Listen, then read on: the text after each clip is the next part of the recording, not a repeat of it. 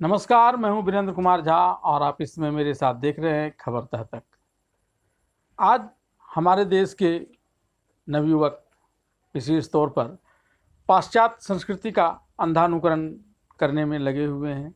वे अपने धर्मों को, अपने धर्म ग्रंथों को हे दृष्टि से देखने लगे हैं और हर चीज़ में आधुनिक होने का दावा करते हुए पश्चिमी सभ्यता की चीज़ों का अंधानुकरण करने में लगे हुए हैं।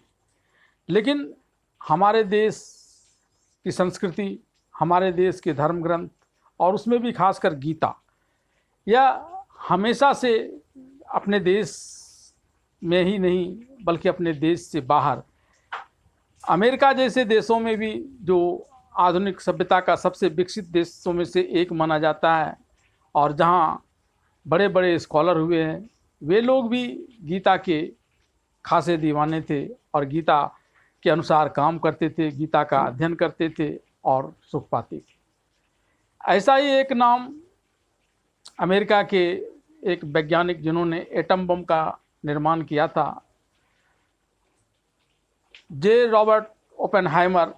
उन्होंने एटम बम का जब आविष्कार किया था और जब इसका परीक्षण चल रहा था तो उन्होंने यही गीता की पंक्ति दोहराई थी कि कालोस्मि लोक क्षयकृत प्रवृद्धो, यानी कि मैं ही काल हूँ और मैं ही लोगों का क्षय करता हूँ। दरअसल जब एटम बम का परीक्षण किया गया था तो उससे इतनी ऊर्जा निकली थी कि उसकी किसी ने कल्पना न भी की थी।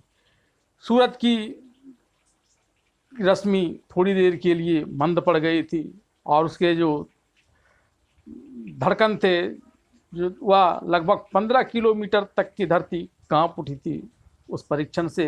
और जब ओपेनहाइमर को यह लगा कि इससे बहुत सारे लोगों की जानें जा सकती है तो उन्होंने फिर इसका विरोध करना शुरू कर दिया कि इसका दुरुपयोग न किया जाए, जब इसकी ज़रूरत हो। जैसा कि गीता में ज़रूरत पड़ने पर ही श्री कृष्ण ने अर्जुन को युद्धरत होने का बात कहा था, जबकि इसके पूर्व वो शांति के लिए प्रयासरत रहते थे। वैसा ही जे रॉबर्ट ओपेनहाइमर भी अमेरिका सरकार से यह आग्रह करते रहे कि इस बम का कभी दुरुपयोग न किया जाए।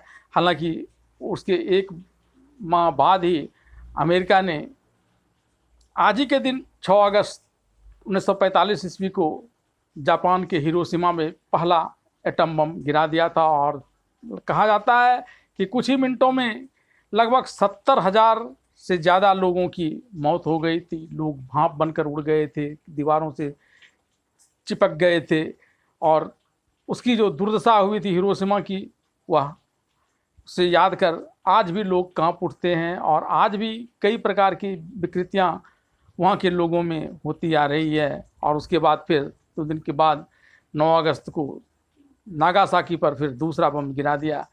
कहा जाता है कि इससे ओपेनहाइमर काफ़ी दुखी हुए थे और उन्होंने हमेशा से इसका विरोध करने का निश्चय कर लिया था। और इसी विरोध के क्रम में जब एक बार वे रूजवेल्ट से मिले थे, जो अमेरिका की तत्कालीन राष्ट्रपति थे, तो उन्होंने कहा था कि मुझे लगता है कि मेरे हाथ अभी भी खून से रंगे हुए हैं।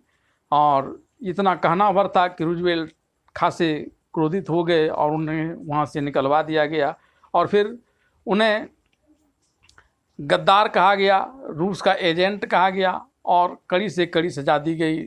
लेकिन इसके बावजूद ओपेनहाइमर झुके नहीं, टूटे नहीं, क्योंकि वे गीता पर पूरा विश्वास रखते थे और गीता के कर्मण्येवाधिकारस्तु मा फलेषु कदाचन पर पूरा विश्वास रखते हुए उन्होंने हर प्रकार की कठिनाइयाँ झेली और अंत में गले के कैंसर की वजह से उनकी मृत्यु हुई। लेकिन उन्होंने कभी अपने आप अमेरिकी सरकार से, जिसे उनकी ही बदौलत द्वितीय विश्व युद्ध में जीत मिली थी, उससे कभी माफ़ी नहीं मांगी।